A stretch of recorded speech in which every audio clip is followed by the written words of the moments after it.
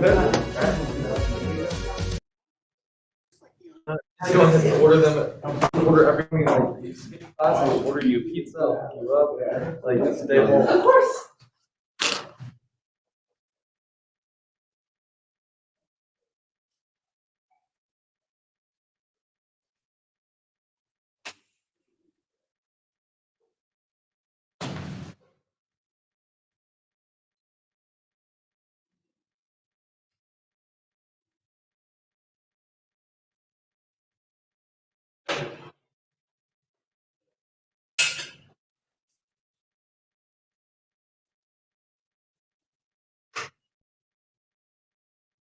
You guys hear me online? Yes. Oh, that's not showing.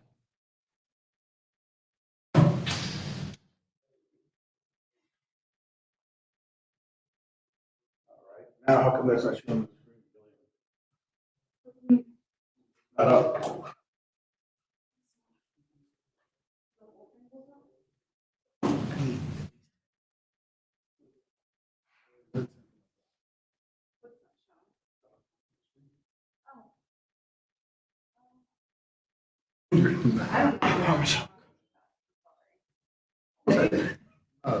Usually I need some computers now. Computers now.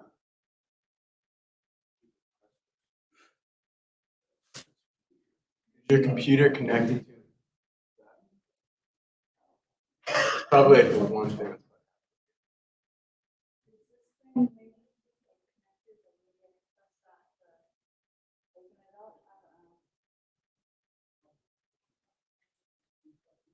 Oh, no, you're right.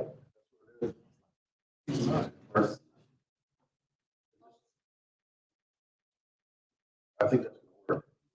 Yeah, it looks like.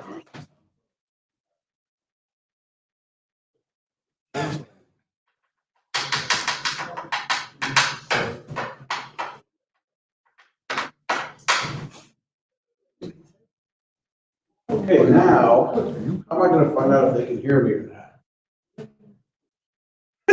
You can just give us the, Huh? you can just give us the other screen. The other. I will.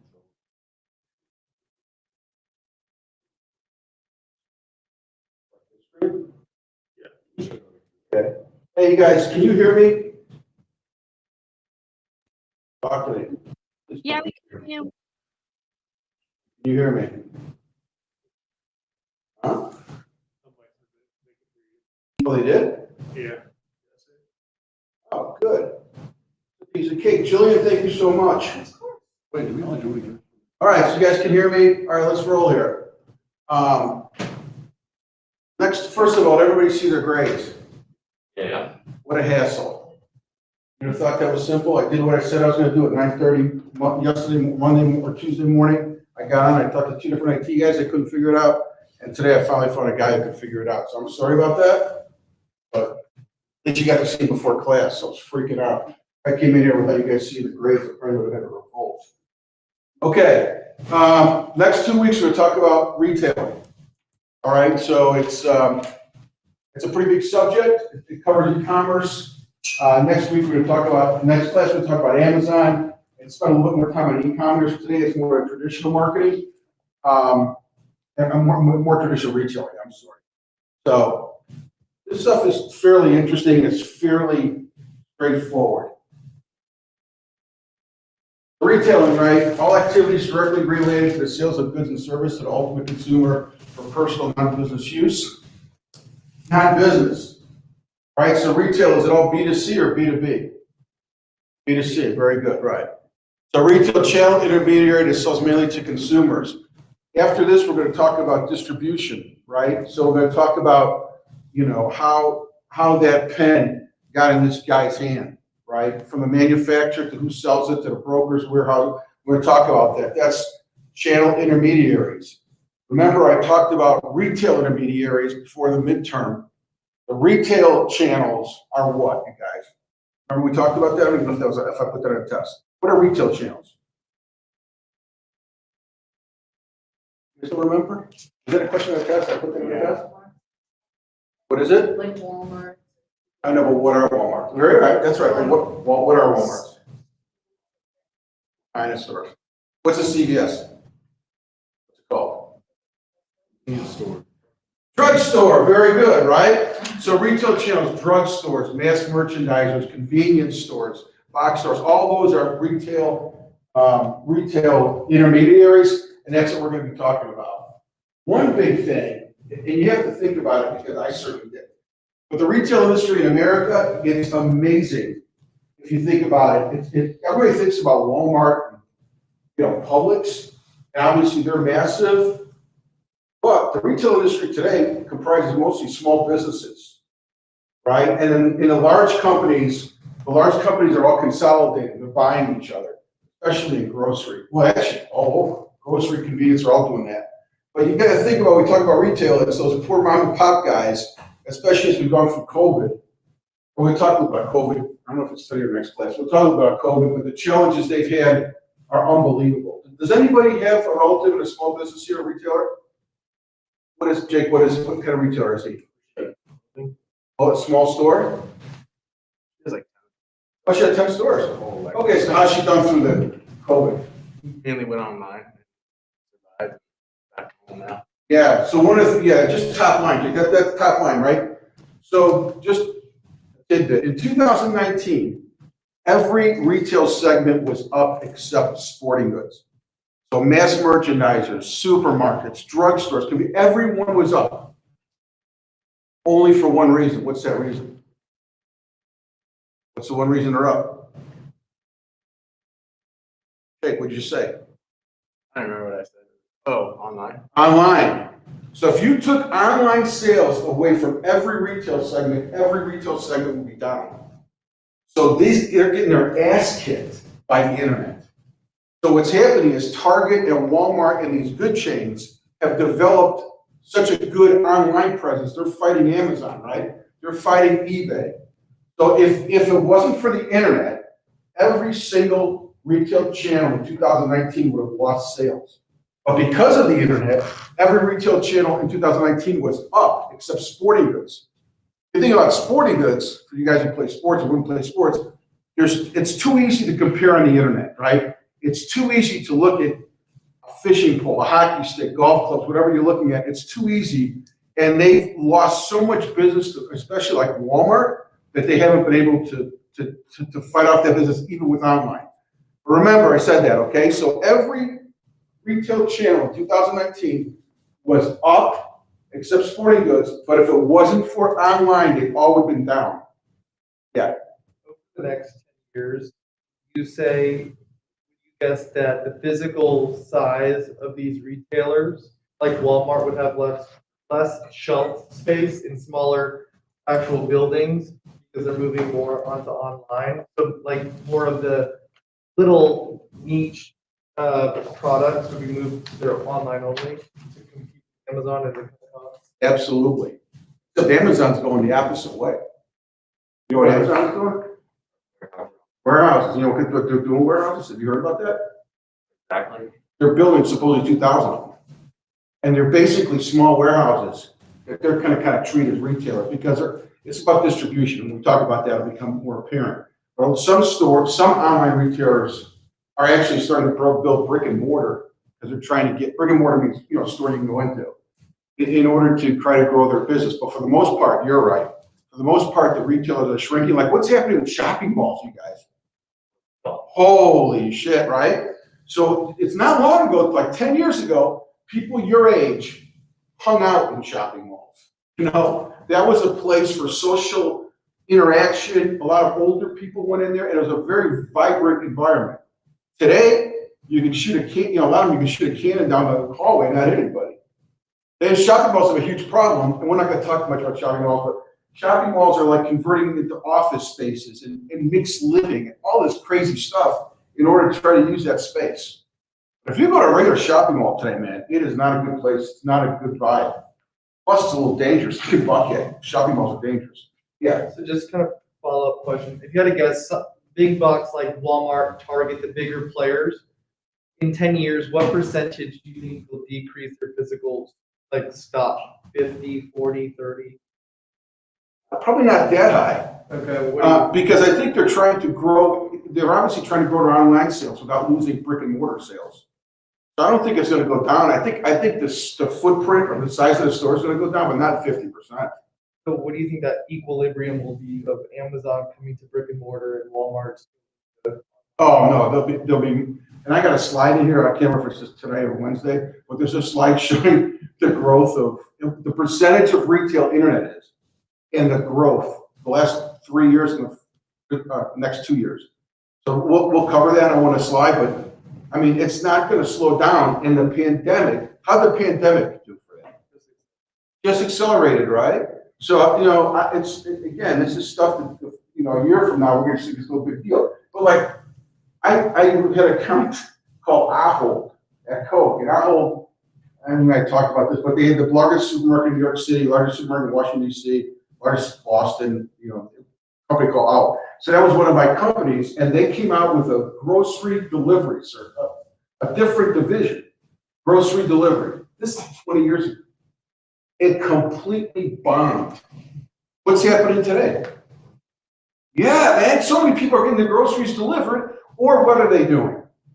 If they don't get it delivered, what are a lot of people doing? Picking up, right? You guys, a year ago, nobody picked up groceries.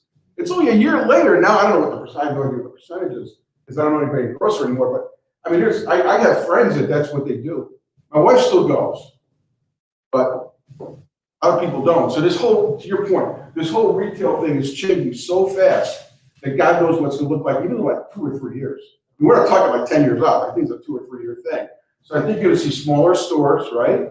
But a lot of people still wanna touch, a lot of people still wanna see, especially things like clothes, just items that it's hard, you can buy on the internet, but you feel comfortable more if you can touch it. Some stuff like sporting goods, for instance, you know, a set of Mizuno golf clubs is a set of Mizuno golf clubs. So when you buy a PGA Superstore and you buy it on internet, it's gonna be the same product. So, but you're right, I mean, it's really a dramatic change. Yes, questions? Okay.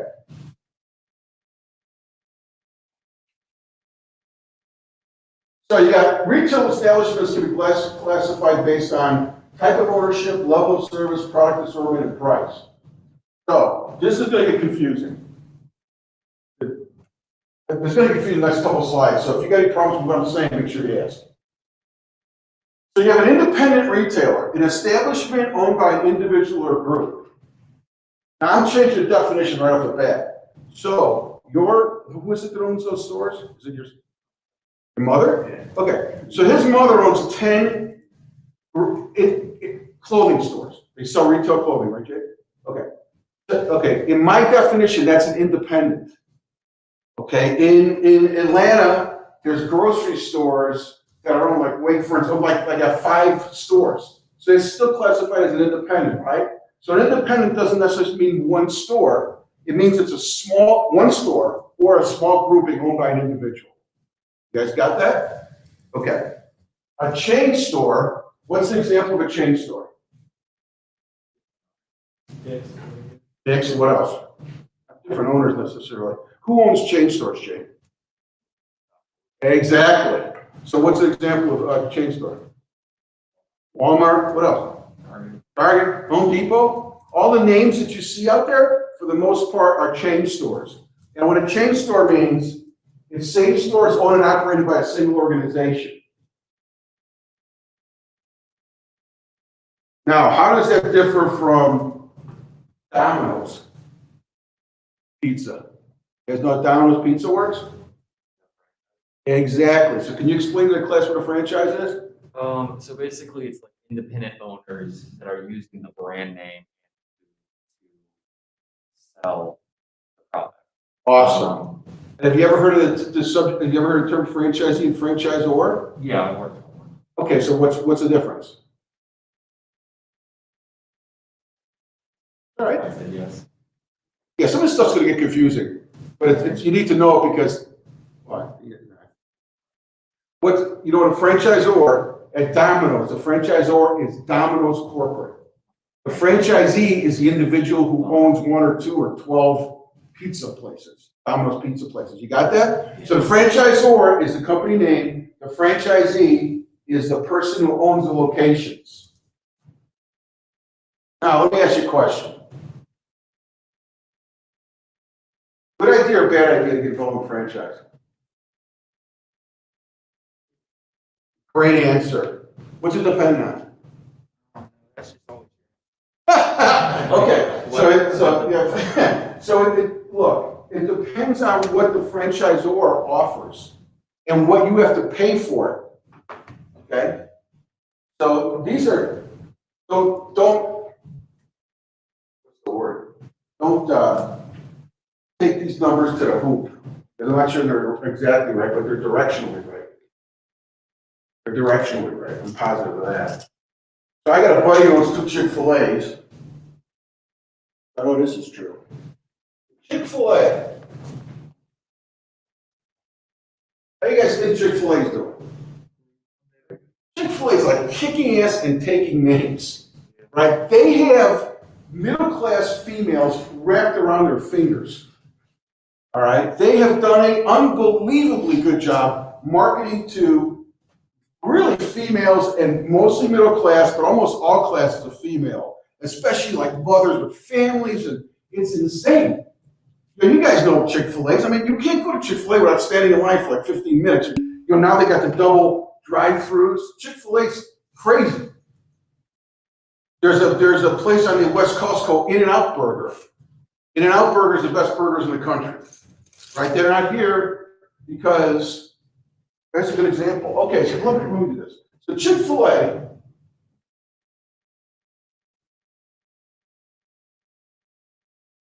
how much do you think it costs to get into Chick-fil-A? 50 grand. Chump change. Chump change. Now, what's it take to get into a Chick-fil-A? What do you have to do? What else? You gotta manage it.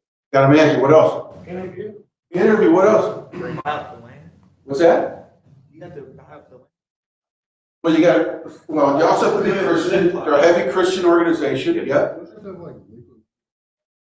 Liquid money? I don't know. You have to have liquid money for another franchise that we'll talk about in a minute. But I don't know about Chick-fil-A. Heavy community involvement. And when the Chick-fil-A opens up in Wichita, Kansas, and you're sitting in Atlanta and you want to be a franchisee for Chick-fil-A, what do you say when they say you're going to Wichita? Yes. What happens if you say, no, I'm not going to Wichita? Exactly. So that's one of the deals with Chick-fil-A. Now, Chick-fil-A is interesting business model. So it's about 50 grand to get, at least it was, but it's not much, 50 grand to get in, right? So let's say Chick-fil-A, these. It's like maybe 10 now. Yeah? I think it may be 10,000. Whatever, it's not a lot of money compared to what I'm talking about McDonald's in a minute. So compared, it's whatever, it's 50 grand, 10 grand, it's not much. But you gotta go through all these other hoops to get in, right? Whereas places like McDonald's and some of these other franchises, if you come up with the money, you're getting in. The Chick-fil-A has a lot of hoops to get through, but then how they spend the money is interesting. So if a store does $2 million,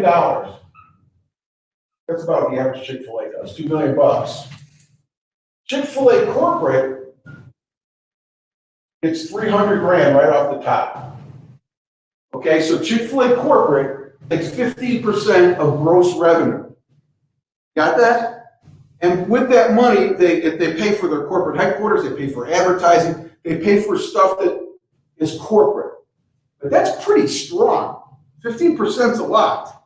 Because let's say they pay for $300,000, say $2 million, and let's say cost of food is half of $2 million. Let's go $1 million. Operations, 500 grand. And then they split 50-50. Let's go through this again. It's complicated. So if you do $2 million, let's make these numbers small.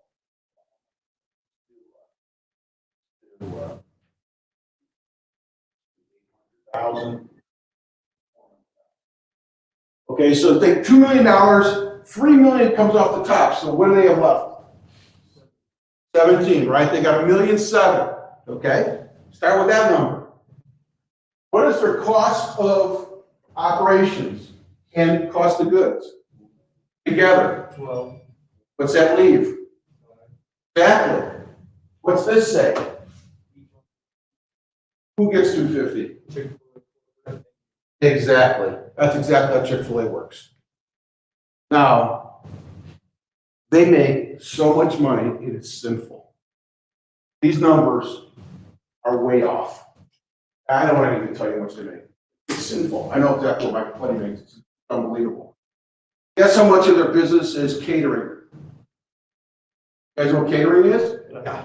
25%. Successful franchises will do 25 and 33%. What do they charge for catering, you guys? Exactly. So even though 25 to 33% of their business might be there, it's more profitable than you going to that store. So with these franchises, there's a lot of stuff to think about. But that's exactly how the Chick-fil-A model works. Okay?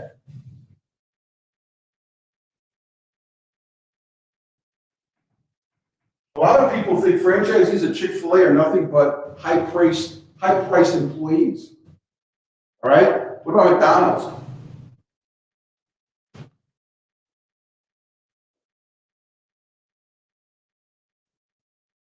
$100,000. Million.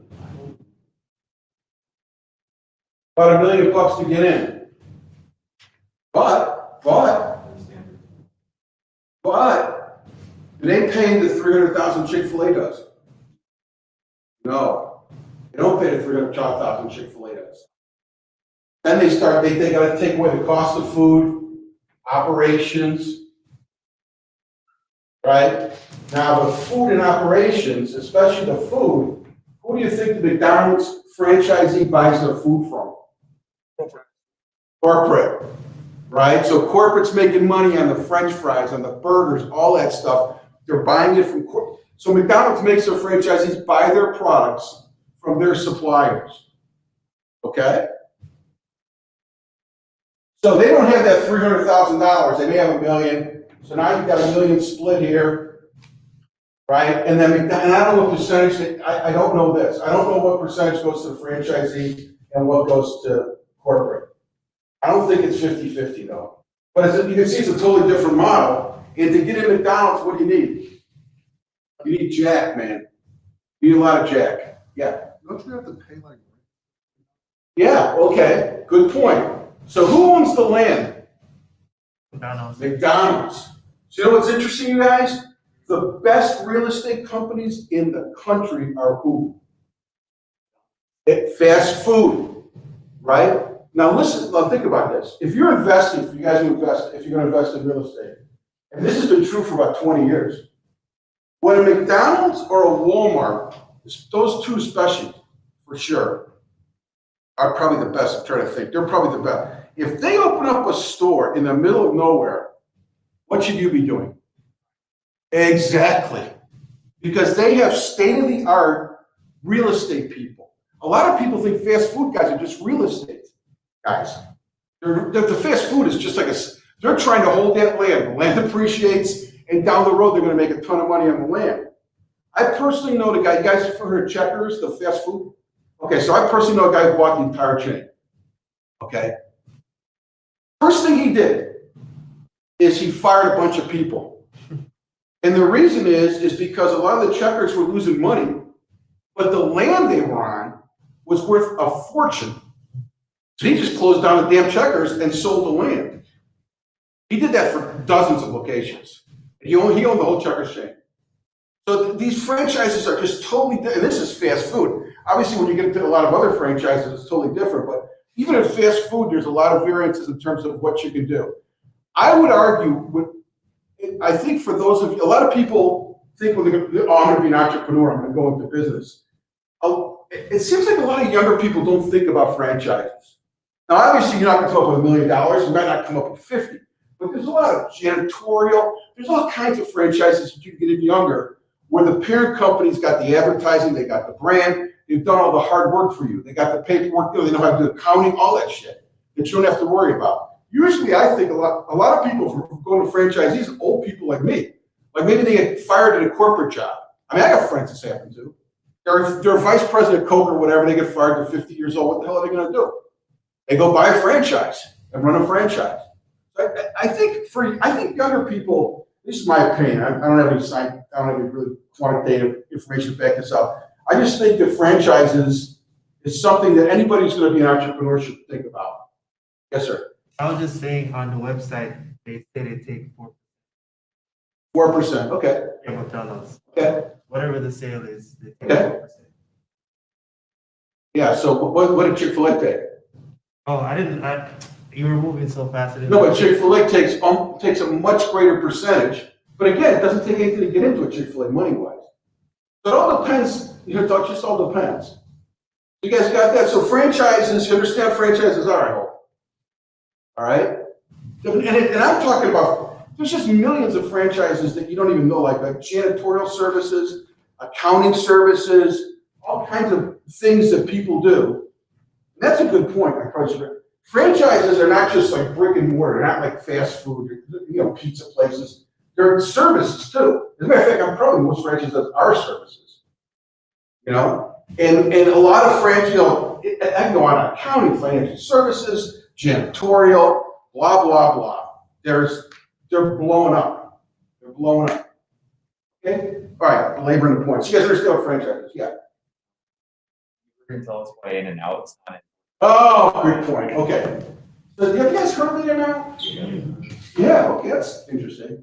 So has anybody been to an In-N-Out? You've been to an In-N-Out. Can you explain to the class what In-N-Out is like compared to like a McDonald's? Okay.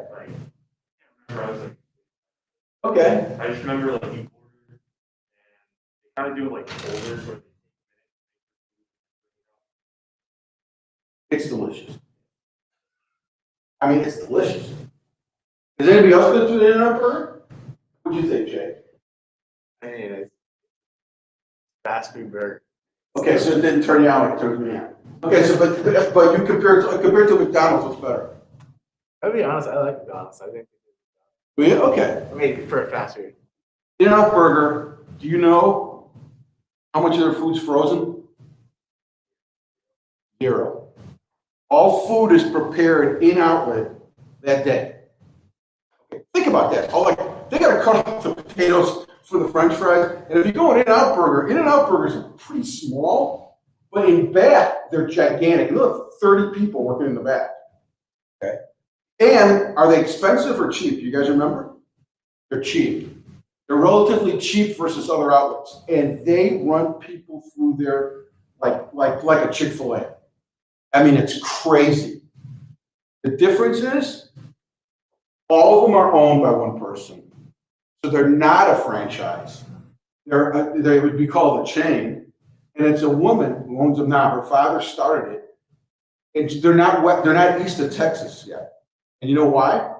They're worried about losing the quality.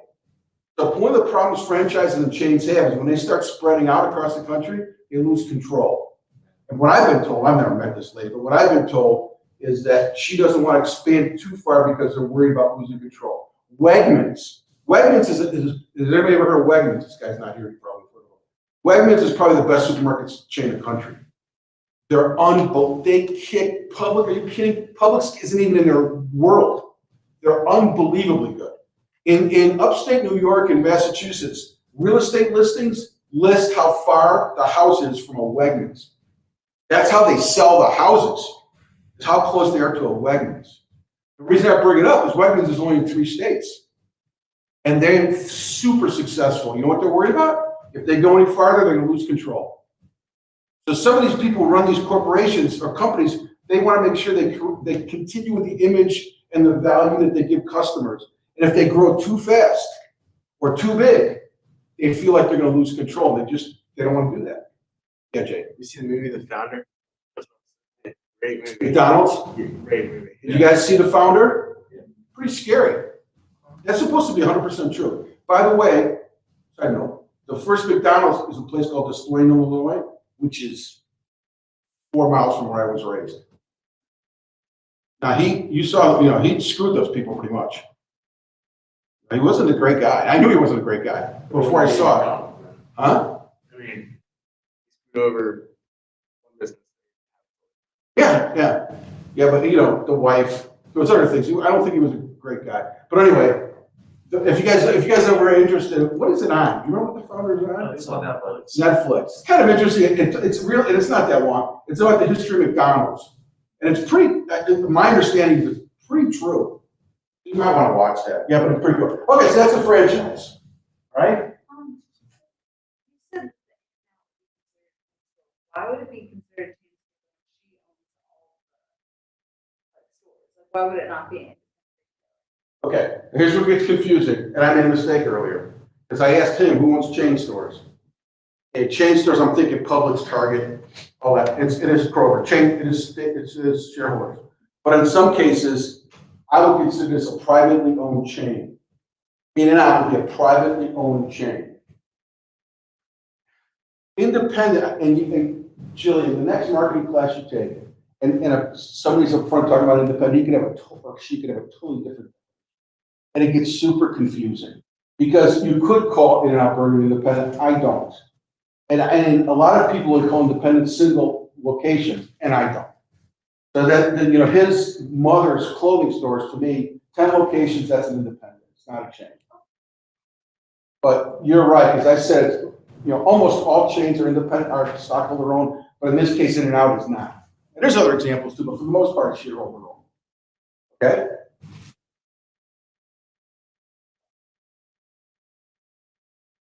Level of service ranges from full service to self-service. Product assortment, width and depth. What does that mean, you guys? What does width and depth mean? So you go into, okay, let's stick with grocery stores. Are you a grocery store? Well, let's talk about Sprouts. You guys know what Sprouts is? Yes. Okay. Happy anniversary. Thank you, sir. So Sprouts, this talks about width and depth. So width of a retailer has to do with product assortment, right? So product assortment is what kind of products they got in there, right? So what kind of products do they have? And in this case, I'm just talking about Sprouts. Sprouts, width or depth. What does Sprouts have? Is Sprouts primarily have great width or great depth? Versus, let's say, General Dollar.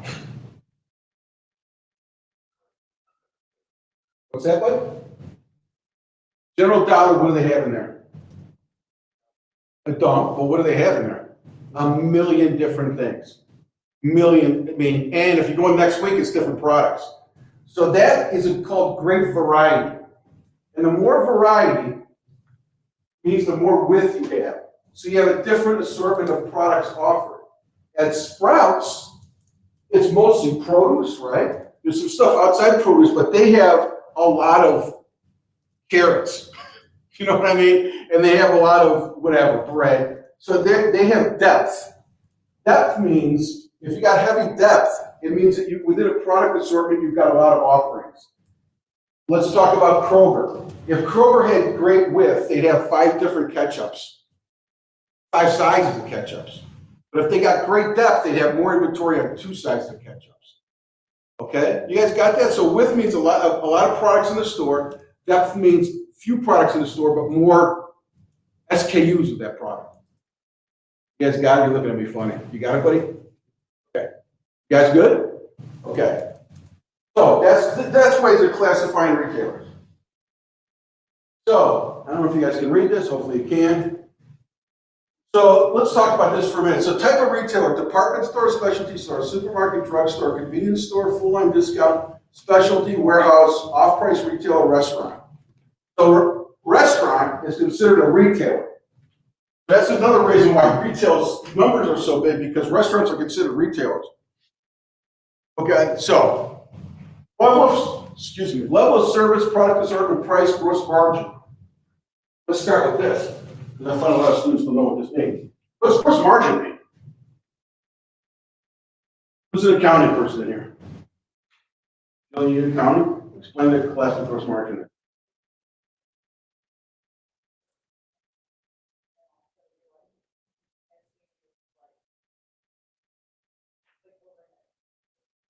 Okay. That's gross margin? No. Net margin. Gross margin, if I sell something for $1, and it costs me 60 cents, my gross margin is 40 cents. Once you start taking away overhead and all the costs of doing business, and say that's 20 cents per unit, then your net margin, and we'll talk about this in pricing, you'll get sick of all this, then the net margin is 20. So in this case, gross margin, all that means is revenue less cost of goods. You guys got that? Okay. So department stores, what's that say, gross margin? First of all, what's a department store? Give me an example. Macy's, very good. What else? Bell, very good. So you guys got it, right? Now, how are those, by the way, how is that segment doing? Woo, why not, Logan? They're just sales dropped to And where are they located mostly? malls. Malls, right? Exactly right. So if you think of jewelers or department stores that are primarily in malls, they're getting their ass kicked. They really are. And department stores have done a crummy job, in my opinion, going online. When you look at someplace like Target or Home Depot or a lot of these other people, 7 or 8 years ago, they said they saw the future. A lot of mass merchandisers, they were doing great. 7, 8 years ago, Macy's, all these guys are killing it. But they didn't see the future. And then COVID, like somebody said, just exaggerated that. I don't think people like buying things from like online just because it's Okay. It's like $10. Exactly. Well, yeah. Yeah. Department stores usually are more expensive because historically that's what they've been, Jay. When you want it, but people, why do people go if they're more expensive? Social, what else though? Assortment, right? So if you wanted to Macy's, they had all kinds of products, and you'd go 1 floor, 2 floor, 3. You know, you'd go furniture, you go to clothes. They had all these products. Sears, same thing. You could buy. It was a one-stop shop. So people were willing to pay a little bit more for the convenience. And the internet wasn't in play 7, 8 years ago. I mean, it was in play, but nothing like it is now. So they took the biggest hit, right? So, but department stores have, I have to laugh, they say this is moderately high. You know, I guess it's moderately high compared to a specialty store. But the price is moderately high, product assortment is broad, and level of service. That another reason people went to people like Macy's is because how's the service in places like Macy's? It's decent. Very well, good. They tried to make it good. Some places do better than others. Dillard's, I don't know if you guys heard of Dillard's. There's stores that did better than others, but for the most part, mass merchandisers, especially someplace like Macy's, tried to create a level of service that was high. For instance, ladies, you ever buy makeup? Okay, where do you go to buy makeup? Belt. Do you? Great. So if you go into Belt, they got a makeup counter, right? Is there somebody there to help you? Always, right? So they have the ability to help you, and that's a reason. One of the reasons why people might go to a department store is because they feel more comfortable. You shop at Ulta? You guys know what an Ulta is? Guys, you know what an Ulta is? Do you? People have a sister. Oh, you have a sister. Have you ever been into an Ulta? Oh, shit. If everybody's not been into an Ulta, if you ever go to like someplace, a strip center or something, and you see an Ulta, just go in and look at how they sell products and look at what products they have. It's basically all makeup. The problem is, to me, Ulta would be considered right here, a specialty store, right? Product assortment narrow, it's almost all makeup, level of service high. Their gross margin is high because they buy cheaper. Remember, gross margin counts about gross margin, not only what you sell, it's what the cost of the product is. And Ulta, because all they do is makeup, they're able to buy that makeup from Revlon or whoever it is, or at a cheaper price. But it's an intimidating place. Have you been into an Ulta? What do you think about it? What I just say, right? Intimidating. It's an overwhelming amount of stuff. There's sometimes the people shopping there are a little, what's the word? No, the opposite. They're like, not arrogant, just, I don't know. I don't know, some of the people there are just like, they think they're better than everybody else, like elitists, but it's a great store and they do a great job, but that's considered a specialty store. So you would go to Belk's potentially, because there's nothing wrong with this, you feel more comfortable there. I would feel more comfortable with Belk's. My wife, it's funny, pretty much every Christmas, she tells me what makeup she means, and she calls the Ulta store. They pull it off the racks, they put it in a bag, I go and pay them, take the bag. That's how I shop for Christmas. So that would be a specialty store. You guys know what a supermarket is. You know what a drugstore is. What's a convenience store? 7-Eleven. Well, a lot of people might know what a 7-Eleven is. What are the convenience? That's true, absolutely. What is this? What are the convenience stores down here? What's that? Let's talk about QT and racetrack.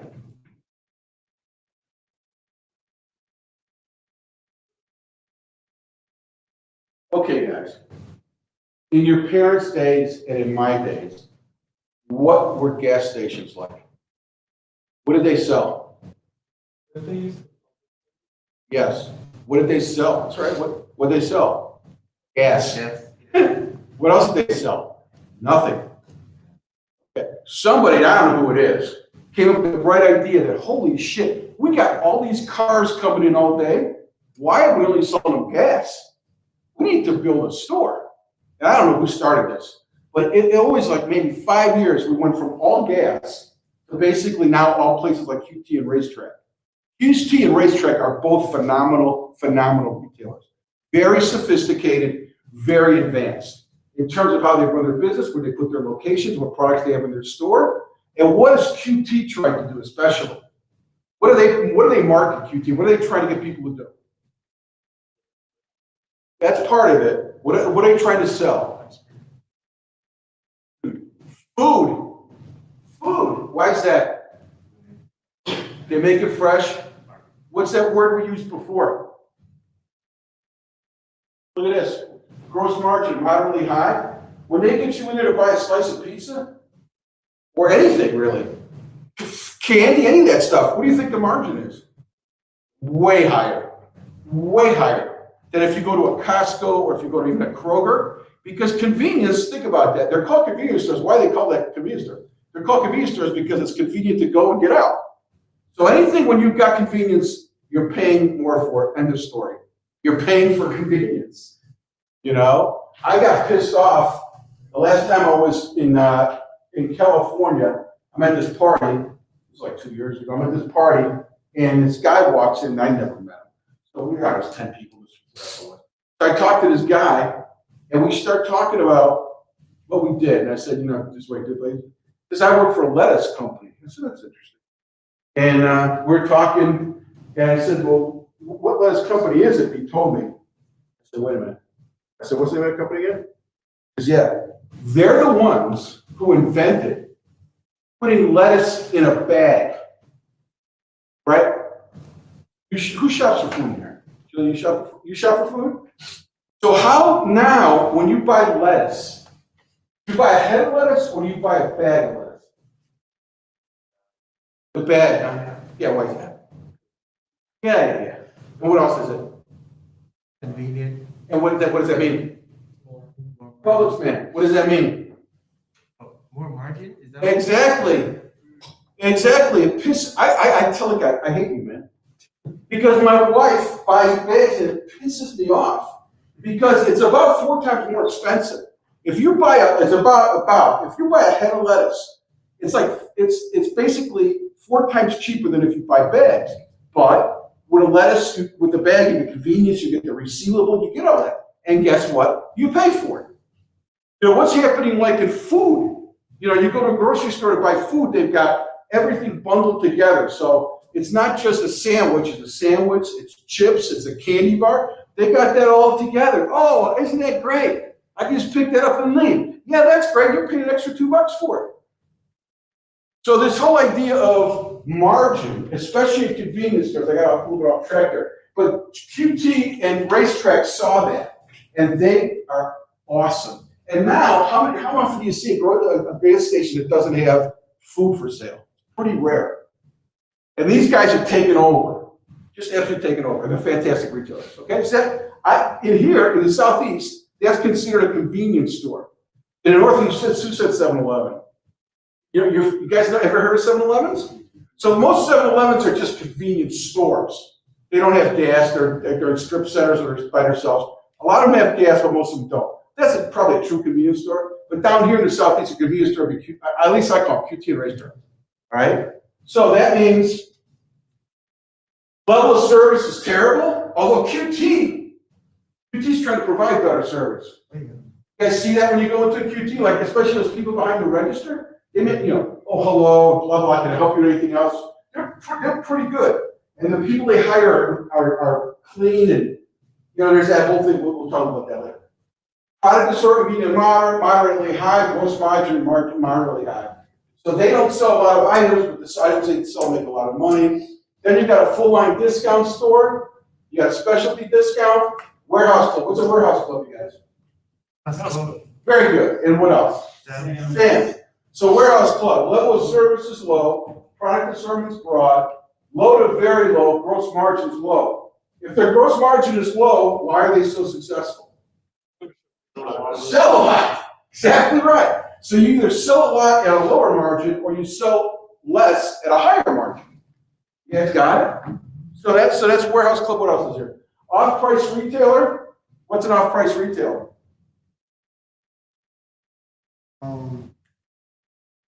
Like Dollar Tree? Like Dollar Tree? Well, Dollar Tree, I think, is more specialty discount store.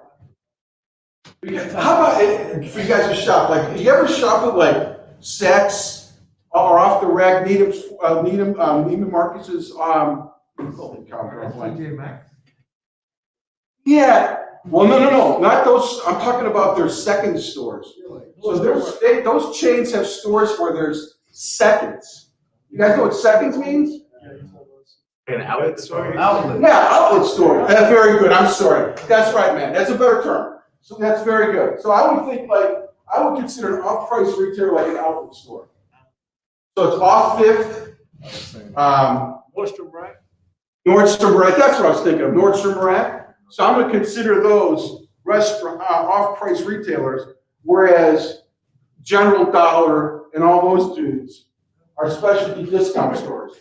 And by the way, how are General Dollar, Family Dollar, Dollar Tree? How do you think those guys are doing? Unreal. And they have been kicking ass for like 10 years.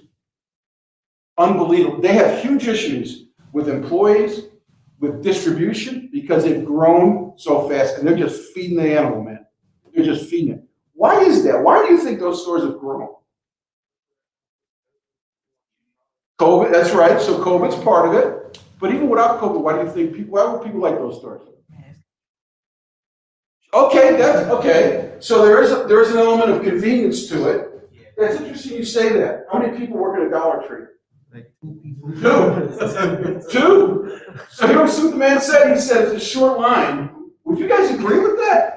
At Dollar Tree and Family Dollars, you think the lines are normally short? Sometimes. In my house, a lot of times, there's 4 or 5 people waiting in line, and what they do is they have one cashier and they have one manager. and that manager is either in the office or walking the store or whatever. So if you need service that's General Dollar, good luck. Right? Good luck. But I would consider them more specialty discount stores, and they are kicking ass and taking names. They have grown exponentially, and a lot of people that run those stores are not very talented. A lot of the top management people aren't very talented, at least I know. But they've hit a chord. A lot of those stores are in rural areas. So we live in a city, right? We live in Atlanta, we live in Kennesaw, and that's our little world. But when you go to like southern Georgia, in the middle of Alabama, northern Texas, southern Illinois, rural areas, these stores are out there and they perform a lot of functions. People go there because it's a convenience store, it's a discount store, it's a mini grocery store, because they're driving half an hour to a Walmart. And sometimes they'll do that, but if they don't want to drive half an hour to a Walmart, they'll drive 5 minutes to one of these stores. Even though the prices are higher, they've got a lot of assortment and they'll do it. So they're doing really good. They've been doing good for a long time. Okay, any questions on that stuff? Categories of discounts, full-line discount stores, super centers, category killer. Interesting term. Category killer. And I got an example for you. Electronics.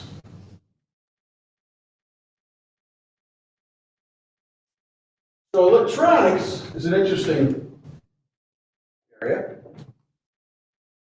So electronics used to be sold at mass merchandisers, electronics stores, blah, blah, blah.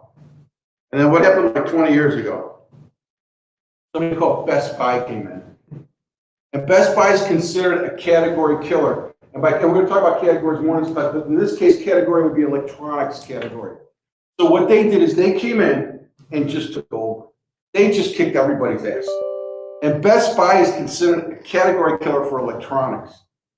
So a category killer like they mean up here, it's a specialty discount store that it just dominates a category. And Best Buy is the best one I can think of.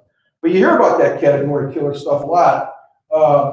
In jewelry, I mean, not off subjects, but products where somebody can come in and dominate the market because the market today is full of independents who are unsophisticated, the price is too high, blah, blah, blah. They just come in and kill everybody. Warehouse club, off-price retailer, there's your factory outlets we talked about, right? Used good retailers, what's a used good retailer? Goodwill? Yeah, how's Goodwill doing? I don't know. What a scam. I didn't say that, by the way. Right, probably two. So guess who's a 501c3? So what? Well, you guys know that? Goodwill's a 501c3, so here's what happened. Goodwill used to be a piece of crap. And it was run by people, nonprofit people. And they ran it out like a nonprofit. I don't know what, 10, 12 years ago, 7 or 8 years ago. A business guy became CEO. I don't know where he came from, Walmart or some big chain. And he just changed the whole thing. And now Goodwill's a machine. Stores are lit. They've got all kinds of product, depending on where the Goodwill is. A lot of the assortment is pretty good. I mean, there's stuff at Goodwill with the price tag still on, right? So a lot of people, even of upper economic values and younger people, college people love Goodwills. And you don't, but if you go to like University of Alabama or people who are going to school away from their house, Goodwill is a big, big destination. Goodwill is killing it. What's the cost of goods? Nothing. So their only cost is what? Exactly. Operations, keeping it lit. But guess what? Still a 501c3. Yeah, what's up? What does that mean? Nonprofit. So 501c3 is a designation for a nonprofit. And by the way, I think I talked to you guys about this last class. I talked to someone. Your projects, there's a lot, like he mentioned a golf course was a 501c3. I should have brought this up earlier in the class. You guys, I want these projects done obviously on charities that are 501c3s. I don't want it done on a golf course. Yes, so that'll be bad. So, your projects need to be on charities 501c3. But 501c3 is just the IRS designation for a nonprofit. So he's a nonprofit. So you guys know how nonprofits work? I don't like a Goodwill. How do they not make profit? Exactly. At the end of the year, there's $5 million left over. In order for us not to be a profit, here's these 10 guys, we'll give $500,000 each. And that's how they're a nonprofit. Because at the end of the year, they're not making any profit. So a lot of people are pissed at Goodwill because in the old days, when they weren't run like a business, okay, but now they're a machine. And this guy just changed the whole company. Yes. Really dumb. No. Yeah. No, Goodwill's a 501. Do 501c3s? You think about this. I don't think any 501c3s can have shareholders. Yeah, no, it won't make. Yeah, that's a good point. It won't make any sense because you're not supposed to be making profit. Yeah, that's right. So I don't think any 501c3s have shareholders. Said maybe they would just take out. The shareholders. Yeah. Yeah.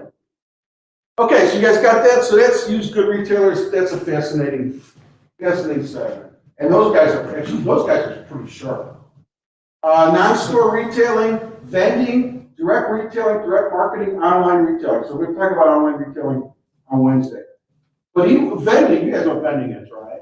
So they actually consider vending a retail outlet because it's a way for a consumer to buy a product, right?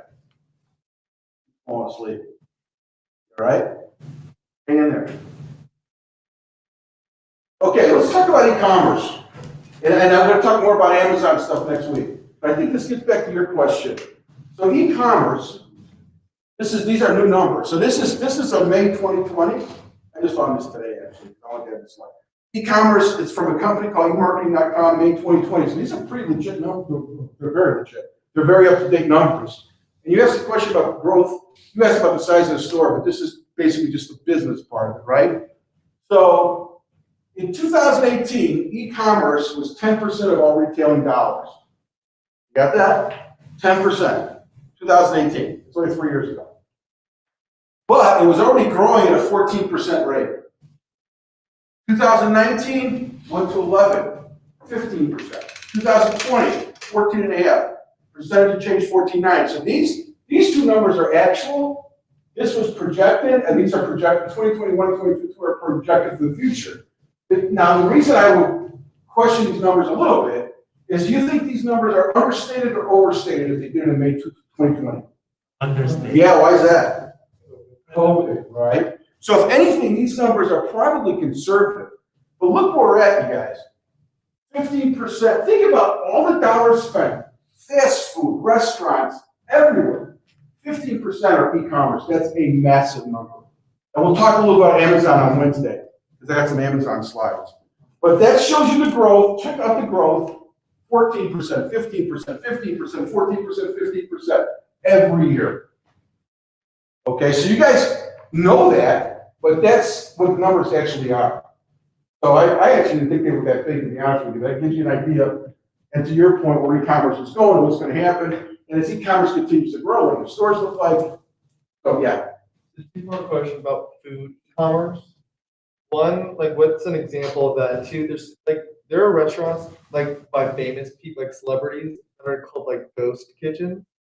So they'll pretty much, like, when a restaurant closes, like Buca de Beppo, they'll like hire staff to go in and then make their food, and then have companies like DoorDash deliver it. So you're not going in at all. That be considered like an e-commerce kind of? What's e-commerce? Amazon, all the stuff online. Even if you're ordering the food. I don't think so. I don't think they consider that e-commerce. First of all, it's a small piece of the pie, like really small. My guess would be it's not e-commerce. So and I won't ask this on a test, but just for clarification, because I would say it's not e-commerce. I'm talking about Amazon. I'm talking about Target's online business, Walmart's on. So I met a woman the other week who's got a connection to Walmart.com. Walmart.com. So you got Walmart, this massive, and we're going to talk about distribution again a couple of weeks ago. Walmart's this massive company, right? How big do you think, and how many distribution centers do you think they have? And how big do you think they are? You guys have any idea what 1 million square feet is? Because I certainly didn't know in college. So millions, I mean, I don't know how you explain 1 million square feet. A square block almost?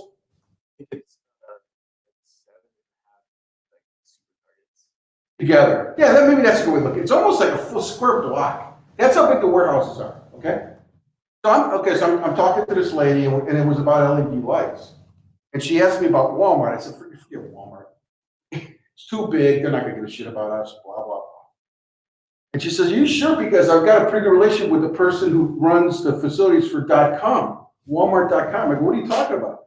Walmart.com, think about it, is just the e-commerce part of Walmart, has their own warehouses, which I would have never thought of that, right? I would have thought all the e-commerce business would come off of one distribution center. You know how many they've got in the United States? Over 200. Just doing the .com shit. I mean, I was blown away. I go, you got to be kidding me. She goes, no. That shows you how big it is and how companies are treating .com a little bit like a different division. You know what I mean? It takes different skills, The people running it have to have a different mentality. How you market to somebody online obviously is totally different than how you market to somebody in a store. But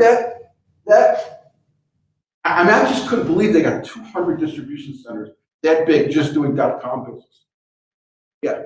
I was gonna say I made a bunch of money in Uber Eats last year with the lockdown, but then you said it's not e-commerce.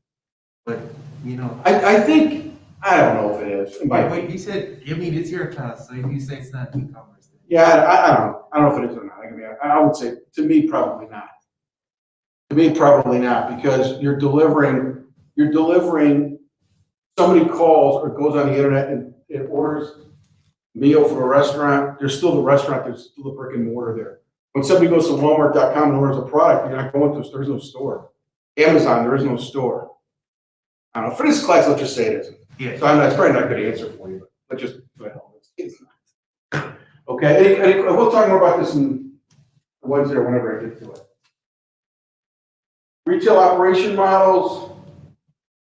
Obviously, online retailers have low operating costs, right? They don't have brick and mortar, so they don't have to worry about the running warehouses and all these employees and running stores, right? Most retail stores remain operationally technically similar to traditional businesses. So a lot of retail stores have not changed the way they've done business, and those who don't change are in trouble. So retail marketing strategy, you guys, we've talked about this before. This is kind of easy to understand. Obviously, when you have a retail marketing strategy, you've got to define and select the target market and then develop what your retail mix is. So let's talk about Walmart. Walmart has two formats. Actually, three formats. You got Supercenter. You got Supercenter.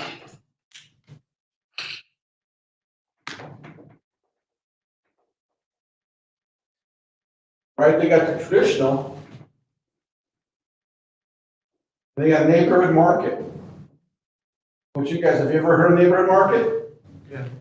Okay. So now Walmart's in Bentonville, Arkansas. Believe it or not, that's where their headquarters are. Bentonville, Arkansas. And, okay. So I'm running Walmart, and I'm going to Wichita, Kansas. What do I build there? How do I know what to build? So what they've got, and shit, I guess I would add Sam's too, right? There's actually four formats. I'm going to Wichita, Kansas. Which one of these do I build? A supercenter. You guys know what a supercenter is? Those massive Walmart stores, right? They've got grocery. That's another thing. Walmart 8 years and 7 years ago did not have any grocery. Right? But they're going to say, oh, I'm going to kick Kroger's ads on Publix ad, blah, blah, blah. I'm going to put grocery in. Right? And they're a pretty good grocery retailer, and they've done a good job improving their quality. But a supercenter's got all that stuff, right? A traditional Walmart does not have grocery. A neighborhood market, who's been into a neighborhood market? What's it look like? Like a grocery store. Okay, and what size is it? All up in traditional. Exactly. So it's smaller than traditional grocery store, but it's pretty much, I would say it's a regular grocery store. So did they have a lot of like clothes and stuff that Walmart has? No. It's mostly, and you've been in one? Am I explaining it right? So it's mostly grocery. It's not what we call hard goods. Hard goods are clothes and radios and anything's really not food. It's a hard good, okay? So then you got Sam's. You guys don't know what Sam's is. I'm a Walmart guy. I'm in Wichita, Kansas. How do I determine? Let's do this. I'm at Walmart and what area is really growing? Like Ball Ground, Georgia. You guys ever heard of Ball Ground, Georgia? So Ball Ground, Georgia is north of here, and a lot of people moving up there. So Ball Ground, Georgia is experiencing very big growth. Okay, no Walmarts. There's not a supercenter, not a traditional market, a neighborhood, nothing up there. So I'm in Bentonville, Arkansas. What do I do if I want to go into Ball Ground? Why? Okay, so he said, build a supercenter. But how much, you think it's expensive to run a supercenter? Super expensive, right? So the question is, how fast is Ball Ground growing? And what's it growing to? If it grows up, it doubles every year, but in 5 years, there's still only 10,000 people there. That's not enough for a supercenter. So maybe they would build a couple of these and a couple of these and a bag of supercenter. Now, supercenters, I believe Walmart's goal, try not to exaggerate here, but I believe Walmart's goal was to get 90% of United States citizens within half an hour of the supercenter. It was something like that. So that's how they determined whether to build a supercenter or not. So in Ball Ground, if there wasn't a supercenter within half an hour of wherever they were looking at, they put one in. What's that? They wouldn't build a specific. I don't know. I don't know. It depends on how big Ball Ground's getting, how many people are actually going there. The big thing is how many people are going there. Even if Ball Ground's doubling every year, you know, they suck. If they go for 1,000 to 2,000 to 3,000, that's nothing. You go 10,000, 20,000, different story. And I don't know how many people you have to make a supercenter work. But I do know that their Walmart's mentality was something like that. 90% of the United States to be within half an hour of a Walmart supercenter. How many people here like Walmart supercenters? Why do you like it? People would walk in, like bother me. What do you think Jake's mother thinks about him? Why is that? Exactly. So what happens when a Walmart supercenter goes into Ball Ground? Everybody starts. Boom. Small businesses die. And you know, in the United States, this has happened.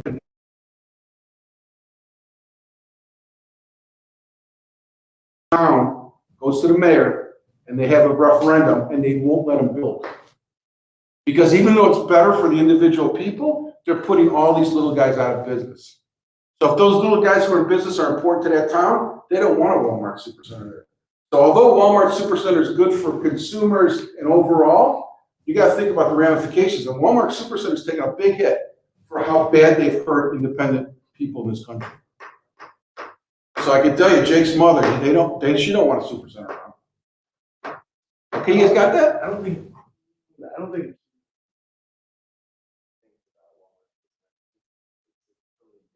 Yeah. Is it a high-end clothes? It's like college girls and it's like college age, a little bit older. Yeah, so the people going to Walmart supercenter might not be her target market, right? But I'm just saying in general, independent retailers do not want to see Walmart. It doesn't matter what you are, a hair barber, it doesn't matter who you are, you don't want a supercenter coming in because they can do everything. And then everybody starts going to the supercenter because it's cheaper, the traffic goes there, you get no business because of people walking by, on and on and on, a bunch of negatives. All right? Yeah, that's that. I'm done. Great. Okay, so thanks for your time, and hopefully it doesn't rain too hard. Hopefully there's no tornadoes tonight. And I'll see you guys Wednesday. No, I'll see you guys Monday. Julian, thanks for your help. Of course.